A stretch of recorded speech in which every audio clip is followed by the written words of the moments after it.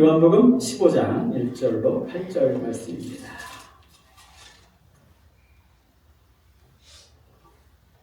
함께 교독하겠습니다. 나는 참 포도나무요 내 아버지는 농부라.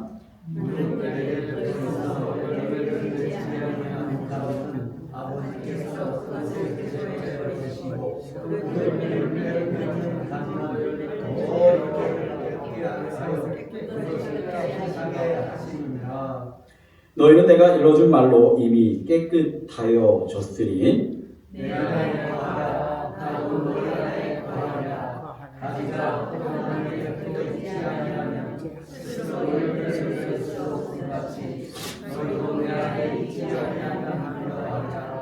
나는 포도나무요 너희는 가지라. 그가 내 안에 내가 그 안에 거하면 사람이 열매를 많이 맺나니 나를 떠나서는 너희가 아무것도 할 수 없음이라. 사람이 내 안에 거하지 아니하면 가지처럼 밖에 버려져 나가니 사람들이 그것을 모아다가 버리면서 사느니라. 너희가 내 안에 거하고 내 말이 너희 안에 거하면 무엇이든지 원하는 대로 구하라. 그리하면 이루리라. 너희가 열매를 많이 맺으면 내가 계속해서 영광을 받으실 것이요 너희는 내 제자가 되리라. 아멘. 이 시간 함께 축복할 때 우리 자신을 향해 축복하겠습니다. 하나님께서 어떤 새로운 역사들을 유쟁 목사와 성도님들께 예비하셨고 펼치실까 꿈꾸고 상상해보고 기대합니다. 함께 축복합니다. 하나님께서 나를 위하여 다시 한번 합니다. 나를 위하여 축복의 새 역사를 시작하셨습니다. 아멘. 예, 우리 주변을 바라보고 우리 축복하겠습니다. 우리 한국에 다녀오신 김희 집사님도 반갑습니다. 또 오늘 피아노 반주로 우리 데뷔하신 우리 허정숙 집사님도 계시고, 예, 아픔 중에 또 한 주간 다 이제 회복해서 오신 권사님들도 계시고, 이게 한 주간 동안의 일이 얼마나 많았는지 몰라요. 우리 축복하고 사랑하는 마음한테 축복하겠습니다. 하나님께서 당신을 위하여 축복의 새 역사를 시작하셨습니다. 아멘. 그리고 우리 교회를 축복할게요. 이제 말씀드리지만 또 하나님의 인도하심이 새 역사가 또 주중에 응답받았잖아요. 우리 함께 축복합니다. 하나님께서 벤추라 교회를 위하여 축복의 새 역사를 시작하셨습니다. 아멘. 아멘. 들으신 분들도 계시겠지만 이제 궁금하신 분들 계시니까 말씀드리겠습니다. 포스트라인 처치가 지난주 월요일날 교회 담임 목사님과 장로님들이 모여서 저희 교회가 그 교회 렌트하는 것을 승인해 주었습니다. 그래서 이제 아직 현재 사인까지는 못 갔는데 그쪽에서 그 승인과 더불어서 렌트비가 결정이 났어요. 사실은 처음에 논의되는 과정의 얘기를 살짝 들으니까 참 부담스러운 금액도 이야기가 오고 갔었는데 제가 듣기로 그 교회 담임 목사님하고 도로시라고 하는 재무 담당하신 분들께서 저희 교회를 위해서 애써 주셔가지고 좀 솔직한 금액을 말씀을 드리면 1,500불에 저희가 렌트가 승인이 났어요. 아시겠지만 캘리포니아가 렌트비가 비싼 데로 유명하잖아요. 그리고 저희는 예배 한 번 드리는 교회도 아니고 한 주일에 1예배가 새벽 예배 5번, 주일 예배도 7번을 드리는 교회예요. 그런 교회 입장에서는 굉장히 많이 리저너블하게 신경을 써주셨고, 그래서 그 현재 계약서가 컨트랙이 준비 중인데 컨트랙이 나오는 대로 저희가 사인을 하게 되면 아마 빠르게 되면은 3월 첫 주부터 좀 들어가려고 하는데 일단 그쪽과 논의하고 또 저희도 이삿짐을 옮겨야 되고 여러 과정이 있습니다. 어쨌든 제가 1월 달에 주변에 그냥 교회 쫓아다니고 좀 솔직히 말 막막했었는데 이렇게 좋은 곳에 더더구나 교회를 옮기는 순간 저희가 드렸던 8시 예배, 11시 예배 시간을 지킬 수 없겠다 생각을 했었어요. 오후 1시나 2시 예배 드릴 수 있지 않을까 생각을 했었는데 지금 가는 곳에는 정말 무엇보다도 저희가 이민교회가 특히 렌트하는 교회가 11시 예배를 드릴 수 있는 건요, 제가 볼 때 정말 큰 축복이에요. 하나님께서 예비하셨더라고요. 여러분의 기도에 응답하신 줄 믿습니다. 그래서 모든 일들 우리가 진행되는데 더욱더 크신 은혜가 있고, 또 그냥 또 가다 보니까 이것저것 우리가 더욱더 좀 편안하고 복되게 예배 드릴 수 있는 여러 가지 것들을 좀 생각하는데, 좀 옮기다 보고 낯선 곳에 처음 가다 보니까 또 얘기할 것도 많지요. 그래서 하나하나가 아주 서로 편안하게 은혜롭게 진행될 수 있도록 이렇게 기도해 주시길 바랍니다. 오늘 포도나무의 교훈이라고 하는 말씀으로 함께 나누겠습니다. 요즘은 잘 쓰지 않는 것 같은데 신토불이라고 하는 얘기가 한동안 굉장히 유행을 했습니다. 신토불이 뭔가 땅이 다르지 않다라는 얘기죠. 다른 말로 말하면 그 땅에서 어떤 땅의 특성들이 우리의 삶에 많은 영향을 미친다라고 하는 이야기입니다. 그 땅에서 뭐가 잘 되느냐, 뭐가 잘 자라느냐, 그 땅의 지질학적인 특징이 뭐냐라고 하는 것이 우리 인생에 굉장히 큰 영향을 주는 법입니다.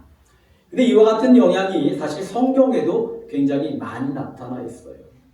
예수님이 태어나셨던 유대 땅은 지질학적 특징이 있습니다. 기후적으로는 굉장히 건조했어요. 그래서 우리가 보면 여러분들 젖과 꿀이 흐르는 땅이다 라고 할 때 여기서 데이트라고 하는 마른 과일을 팔잖아요. 대추야자라고 하는 거.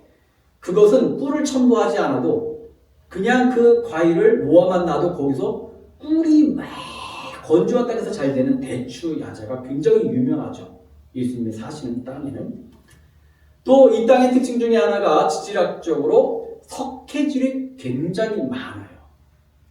제가 캘리포니아 오니까 처음에 좀 물에 적응하기가 힘들었는데, 석회질이 얼마나 많은지 그 목욕탕에 이렇게 손 이렇게 했더니 그냥 호연 석회가 나오더라고요. 그래서 깜짝 놀라고 샤워를 하는데 물이 비누기가 어쩜 그렇게 순식간에 사라지는지.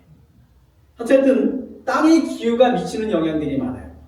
그런데 이 건조하고 석회질이 많은 땅에서 잘 되는 과일이 있습니다. 그게 뭐냐면 포도예요. 포도가 굉장히 잘 됩니다. 제가 강원도 영월에서 목회를 했는데 강원도 영월도 탄광지대인지라 그쪽에 아주 포도가 잘 돼요. 그리고 이 석회질이 많은 땅의 특징 중에 하나는 이 물에 석회질이 많다 보니까 인체에 영향을 미치는데, 그 중에 하나가 석회질이 섞인 물을 많이 먹다 보면 시각 장애가 생깁니다. 그래서 여러분 성경을 보면 바디메오의 이야기를 기억하실 겁니다. 이 바디메오가 시각 장애자였잖아요. 성경의 중요한 주제가 시각 장애자 이야기가 나오는 것이 바로 땅과 관련됐던 거예요. 그리고 반대로 말하면 이런 땅에서 사는 이스라엘 백성들에게는요, 포도나무는 굉장히 익숙하고 포도나무의 특성을 사람들이 잘 알고 있다는 거죠.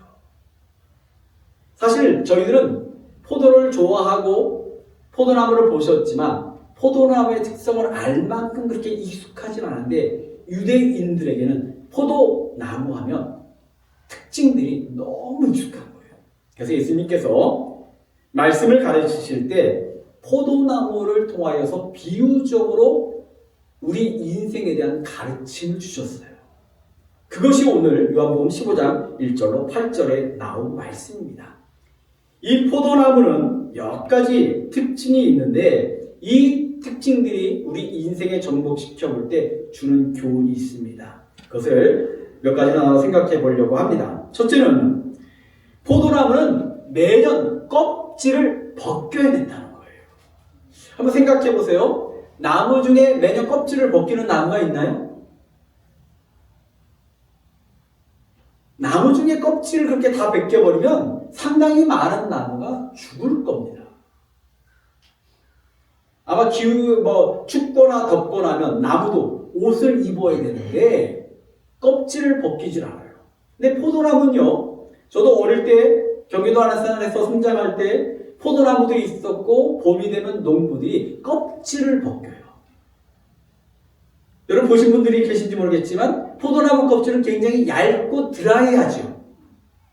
그리고 희한하게 포도나무 껍질을 벗겨내면 물러간 나무가 아니라 제가 기억하기에 껍질을 벗겨내면 그 속에 아주 탄탄한 아주 뺀질거리는 나무 속이 보여요. 근데 어쨌든 농부는 봄이 되면 포도 농사를 시작하면 제일 먼저 하는 일이 뭐냐? 껍질을 다 벗겨내는 거예요. 이유가 있습니다. 농사를 짓고 한 해 겨울을 지나고 났을 때 이 포도나무 껍질에는요 온갖 벌레와 해충들이 그 껍질 밑에 있는 거예요. 이 껍질을 벗겨내지 아니하면 이 해충들이 온갖 벌레들이 나무를 타고 들어가 나무를 상하게 하고 결국은 열매를 맺을 수 없게 하고 말 것입니다. 그래서 농부는 좋은 열매를 위해서 반드시 껍질을 다 벗겨내는 거예요. 이것을 우리 성도의 삶에 적용시켜 봅니다. 신앙생활이 뭡니까? 신앙생활이 뭐예요? 그 출발은요 다른 게 아닙니다. 과거에 죄로 물든 껍질들을 벗겨내는 거예요. 과거에 우리가 움켜졌던 것들, 과거에 우리가 자랑으로 여겼던 것들, 과거에 당연했던 것들, 너무 익숙한 것들, 그래서 늘 우리의 삶과 동행했었는데 예수를 알고 나고 신앙이 무엇인지 구원이 무엇인지를 알고 나면 깨닫게 되는 것이 있어요. 이것은 자랑이 아니라 죄악이었구나. 이것은 내가 움켜질 게 아니라 과감히 포기하고 버려야 될 것이구나. 이걸 깨닫게 되는 거죠.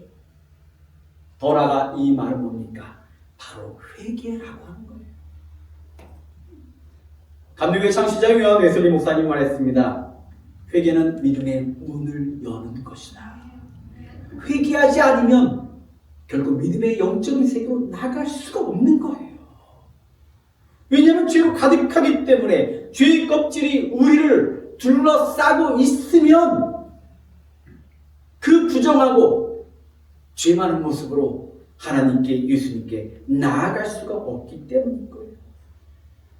예전에는 나를 자랑하는 것이 나를 드러내는 것이 아무렇지도 않았어요.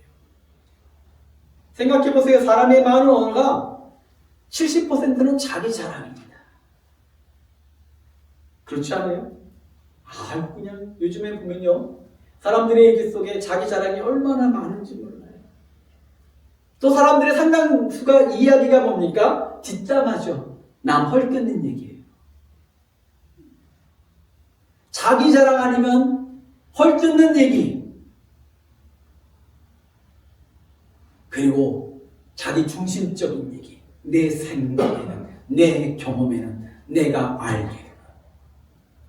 그런데 우리가 하나님 앞에 나가는 순간 여러분의 자랑이, 즉 우리가 재산이나 지식이나 가진 많은 경험이나 이런 모든 것들이 하나님 앞에 가는 순간 어떻게 됩니까? 부질없는 걸 알게 되는 거죠. 아무것도 아니었구나. 그래서 솔로몬은 전도서를 통해서 그런 얘기를 하잖아요. 헛되고 헛되니 헛되고 헛되도다. 그가 얼마나 지혜롭고 얼마나 부자였고 얼마나 강건했고 솔로몬의 시대가 이스라엘 역사 속에서 가장 넓은 영토를 차지했던 그런 막강한 왕권의 시대예요. 그런데 그도 하나님 앞에서 고백합니다. 이 세상의 많은 것들이 헛되고 헛되니 헛되고 헛되도다. 근데 예수를 알기 전에 우리가 움켜칩니다. 내 자랑입니다. 남을 욕하는 것도 험담하는 것도 아무런 마음의 걸림돌이 되지 않아. 부끄럽지 않았어요. 근데 예수를 만나고 나니까, 복음을 알고 나니까, 내가 죄인임을 알고 나니까 어떤 일이 벌어져요? 그래, 이게 자랑이 아니라 내 죄였구나. 그게 내가 얼마나 악했는지, 내 속에 원죄로 인한 자범죄들이 얼마나 나를 지배하고 있는지 알면 알수록 우리는 몸부림치며 회개하며 주여 나로 하여금 이 죄로부터 해방하게 하옵소서. 나로 하여금 이 병들게 하는 이 악한 것들로부터 벗어나게 하옵소서. 신앙은요, 우리의 모든 죄악들을 날마다 벗겨내는 게 신앙이거든요. 오늘 이 시간도 여러분 영적으로 우리를 병들게 하는 많은 것들로부터 자유함을 얻기 위하여 죄의 허물들을 벗겨내는 시간 되기를 간절히 축원합니다. 그러나 사람인지라 원죄로 인하여 들어왔던 죄의 뿌리들이 얼마나 강력한지 틈만 나면 이놈의 것들이 움직이기 시작을 해요. 틈만 나면 우리를 병들게 해요. 어떤 왕이 있었습니다. 어느 날 왕이 주방에서 일하는 요리사를 봤는데 얼굴이 너무 행복한 거예요. 여러분, 제가 오늘 제 얘기하니까 다들 얼굴이 너무 심각하십니다. 좀 이야기 좀 웃으면서 서로 바라보시면서 행복한 얼굴로 말씀드립시다. 행복한 거예요. 웃으시면서. 예. 근데 왕은요, 자기가 왕이고 부족한 게 없는데도 뭔가 삶이 늘 좀 불만스러워. 그런 입장에서 저 요리사는 도대체 힘들게 일하는데 뭐가 저렇게 행복할까? 그래서 궁금해서 물어봤습니다. 아니, 넌 뭐가 이렇게 좋니? 뭐가 이렇게 행복하니? 그랬더니 이 요리사가 그러는 거예요. 배야, 저는요 말단 요리사에 불과하지만 제 아내와 아이를 먹여 살릴 수 있고 비바람 피할 수 있는 집 한 칸과 배를 불릴 수 있는 따뜻한 음식이 있습니다. 게다가 아무리 보잘것없는 것을 가져가도 저희 가족은 너무나 기뻐하고 행복해요. 그러니 가족과 더불어 살아가는 이 삶이 어찌 행복하지 않겠습니까? 저는 하루하루가 너무 좋습니다.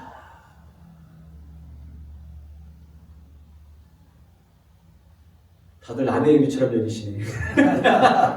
여러분의 얘기 되시길 축원합니다.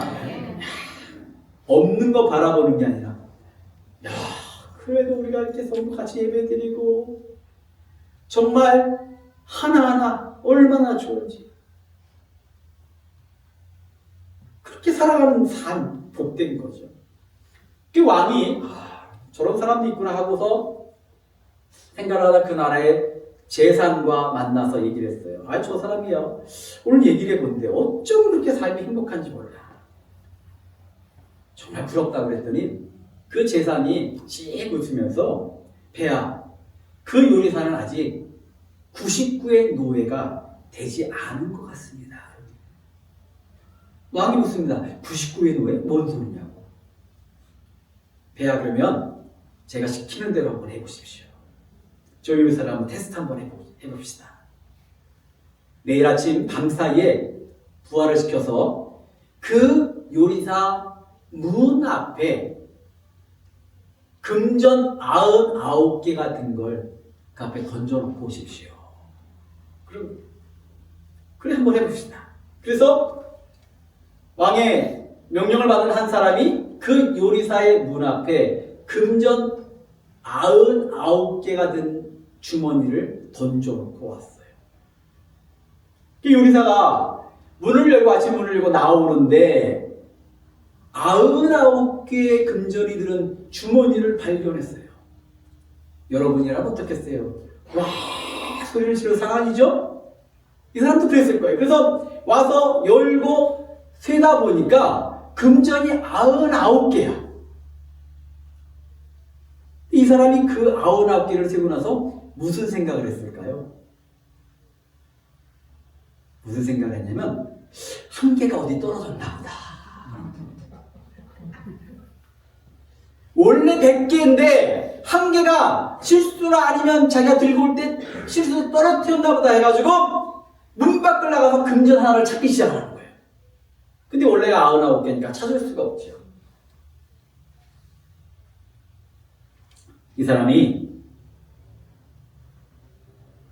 금전 100개가 아닌 99개를 접하고 그 다음 생각이 뭘 했냐면 열심히 일해서 100개를 만들어야 되겠다. 그래서 그 다음부터 이 사람이요 일찍 가서 일하고 막 하는데 목표가 생긴 거죠. 내가 죽어라고 위해서 빨리 100개를 채워야지. 근데 그 금전 100개 한전의 값어치가 만만치 않으니까 마음에는 빨리 며칠만 일하면 될 것 같아. 그게 안 되는 거예요. 어떻게 돼요? 시간이 가면 갈수록 그의 얼굴에 짜증이 납니다. 아니 내가 이렇게 열심히 일하는데 100개가 안 되네. 내가 언제나 100개를 채우지? 그러니까 그전에 일을 할 때 그냥 웃고 행복했던 이 사람의 얼굴에 웃음기가 사라지기 시작했어요. 왜? 금전 하나를 채우려고. 빨리 채우고 싶으니까 더 열심히 일하다 보니까 몸은 점점 피곤해지고 약해지고 피곤해지니까 얼굴이 짜증이 나고 아마 집에 가서도 신경질을 부리면 부부싸움이 있었을 거예요. 금화가 생겼는데 더 행복할 줄 알았는데 더 불행해지기 시작한 거죠. 왕이 그 사람을 보니까 이상한 거예요. 아니 그 전에 콧노래를 부르고 그렇게 살던 사람이 일할 때 얼굴에 웃음기도 없고 뭔가 불만족스럽고 또 왕이 금전 99개를 주라고 했던 재상을 만나서 아니 이 사람이 이렇게 변했어요? 그랬더니 그 재상이 웃으면서 배야 그 요리사는 이제 99의 노예가 된 것 같습니다.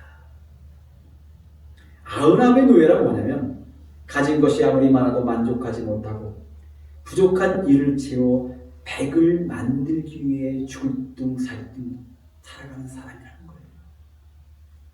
다른 말로 말하면요.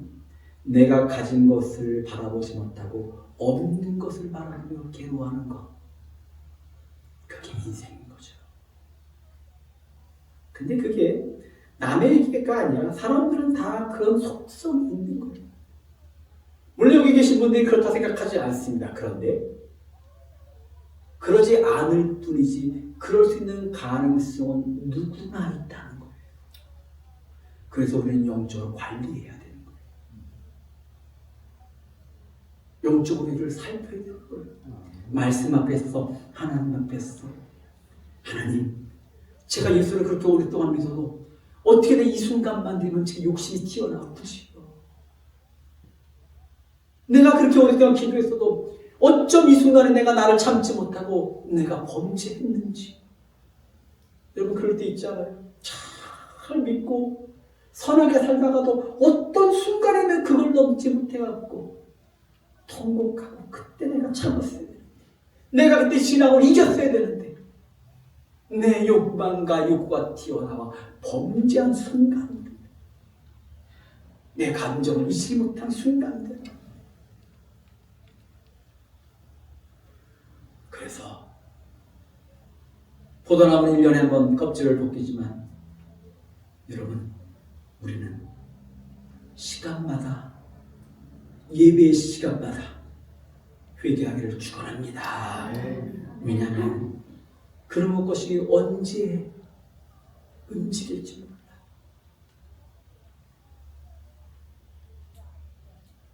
그게 언제 우리의 신앙을 병들게 할지 몰라. 그래서 우리는 날마다 벗겨내야 되는 거예요. 둘째로 포도나무의 특징이 있습니다. 껍질을 벗길 뿐만 아니라 매년 가지를 자른다라고 하는 거예요. 이전의 말씀을 보니까 너는 내게서 과실을 맺지 아니하는 가지는 아버지께서 이를 재버리시고 이 포도나무는요 덩굴가입니다. 쉽게 말하면 이 덩굴가의 특징들이요 자꾸만 뻗어나가는 특징이 있어요.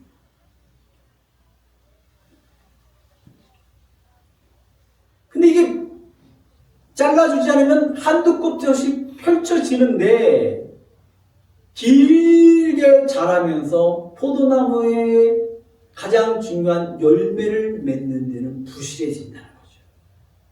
열매가 맺힌다 하더라도 별 볼 일 없는 것들이 열리고 기운이 약하여 먹을 수 없는 포도들, 쓸 수 없는 포도들이 달리거나 달리지 않는다라고 하는 거예요. 그래서 농부는 욕구로 하면은 한두 없이 펼쳐지려고 하지만 그걸 잘라줘야 된다라고.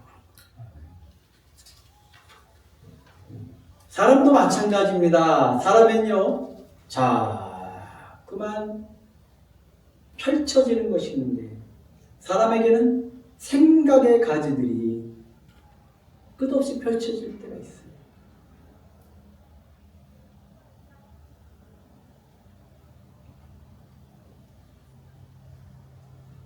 참 사람은 신기한 존재인데 이 생각이 펼쳐지기 시작하잖아요.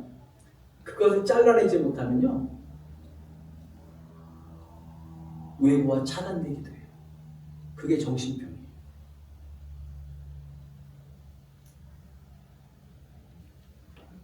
생각이 하면 사람이 그 생각이 깊어지면 깊어질수록 또 특징들이 있습니다. 부정적인 생각들로 가득해져요. 좋은 일들도 생각을 더하고 생각을 더하다 보면 좋은 건 다 사라지고 나쁜 것만 남아요.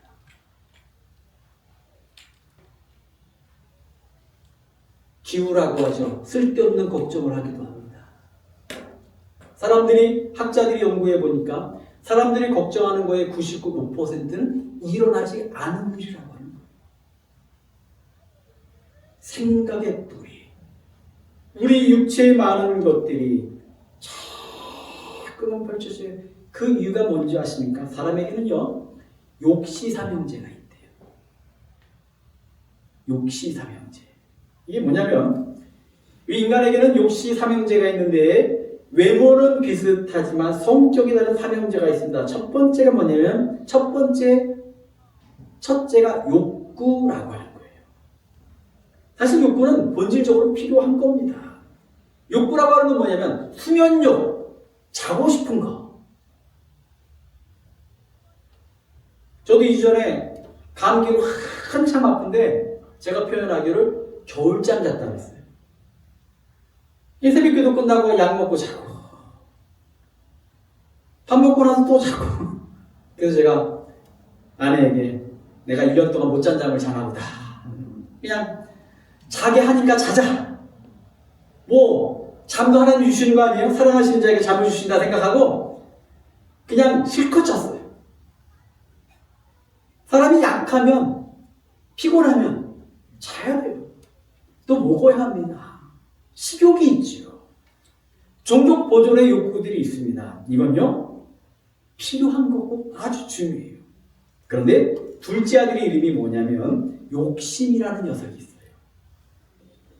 이 큰아들과 달리 욕심은 필요와 필수의 선을 넘는 거다.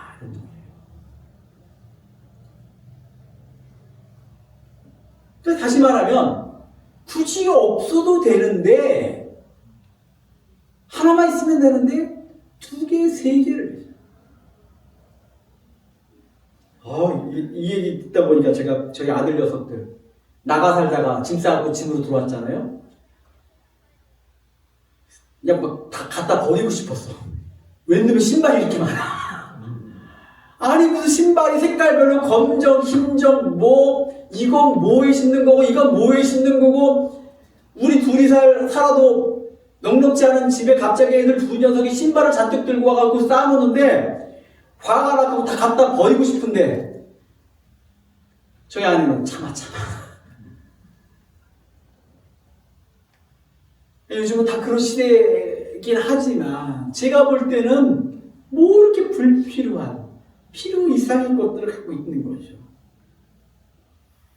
욕구라는 것은 없어서는 안 될 존재지만 욕심은 없어도 되는 존재라는 거예요.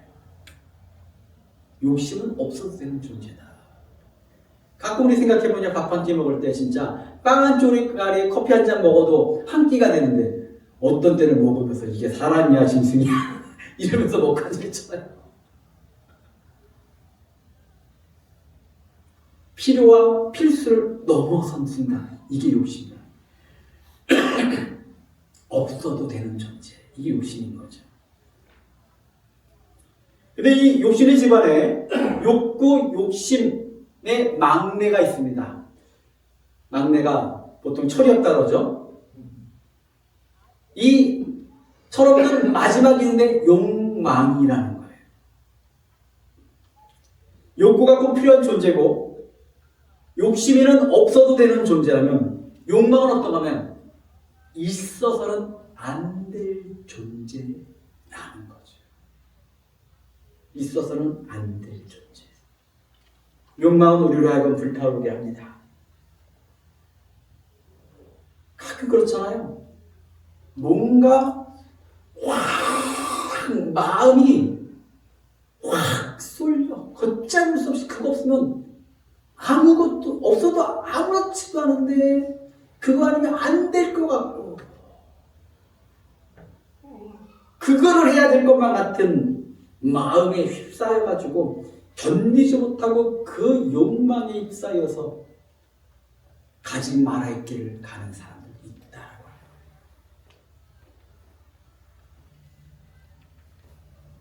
그래서요, 사람은요, 보는 것도 잘 봐야 되고 듣는 것도 잘 듣기를 원합니다.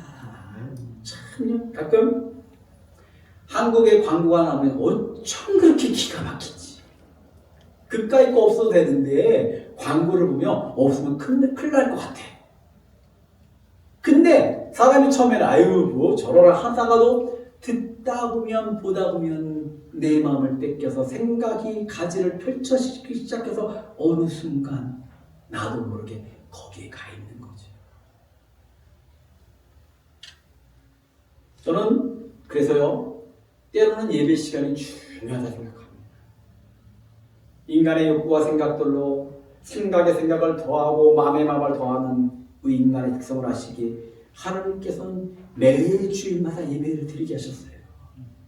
왜 이 시간 가지를 잘라내라고. 생각했던 걸 잠시 멈추고 우리는 이 순간 주님을 생각해보라고. 이 시간 인간의 그와 같은 죄를 위하여 십자가까지 지게 하셨고 죽음의 길을 가게 하셨던 예수를 잊지 말라고 우리로 하여금 예배드리게 하시는 거예요.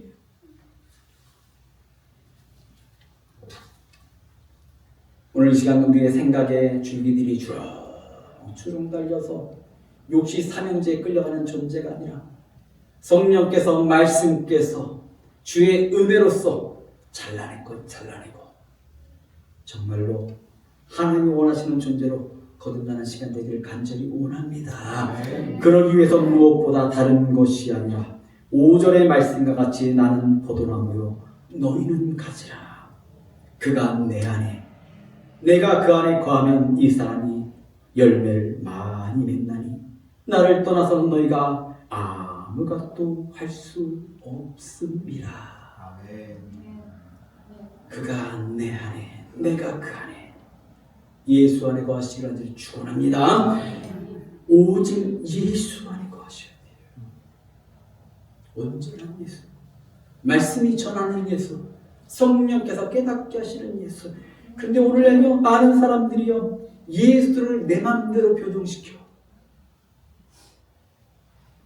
사람의 무서움이 뭔지 아세요? 신앙도 병들기 시작하면 말씀이 성령이 전하는 신앙과 예수가 아니라 내 예수를 만드는 거예요.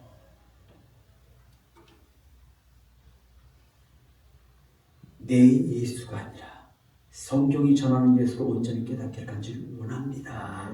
목회를 하다 보면요 다 하나님 얘기하는 것 같은데 그 하나님이 내가 생각한 말씀이 전하는 하나님과 다른 하나님 자기의 하나님이에요.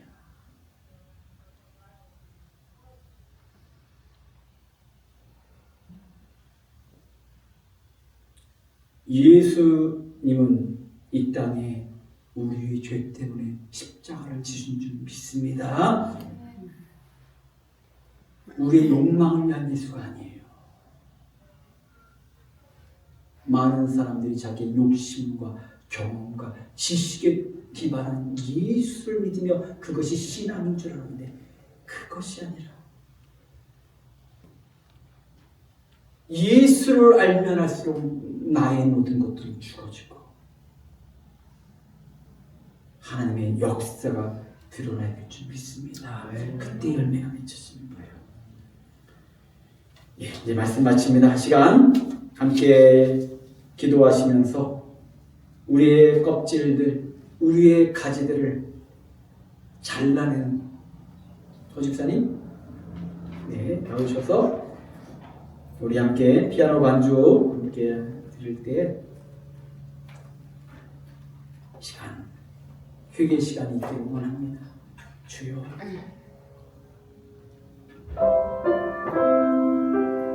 우리의 병든 껍질을, 욕망의 가지들을 다 잘라내고 온전히 말씀과 성령이 이끄시는 삶을 사모하며 기도하겠습니다. 아버지 하나님, 우리가 수십 년 예수를 믿고 예배를 드려도 순간의 유혹과 욕망을 이기지 못하여 무너지고 넘어질 때가 얼마나 많은지 모릅니다. 예수께서 그와 같은 인간을 바라보시며 포도나무와 같이 껍질을 제하고 그 줄기를 잘라내라 명령하셨는데, 우리의 모든 죄악들, 우리의 욕망들, 인간의 헛된 것들이 오늘 이 시간 예배 중에 말씀 가운데 잘 사라지고 주님 보시기에 정결하고 깨끗하여 거듭난 인생, 주님의 축복받을 인생으로 거듭나도록 인도하여 주셨기를 간절히 원합니다. 특별히 중심과 마음을 지키셔서 세상에 보이는 것들, 들리는 것들에 현혹되는 인생이 아니라 오직 말씀으로 성령으로 우리의 중심을 지켜 온전히 주님을 따라가기에 부족함 없게 인도하여 주옵소서.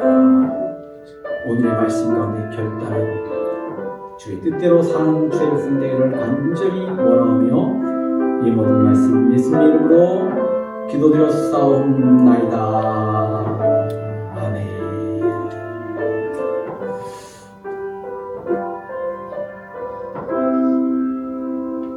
아멘.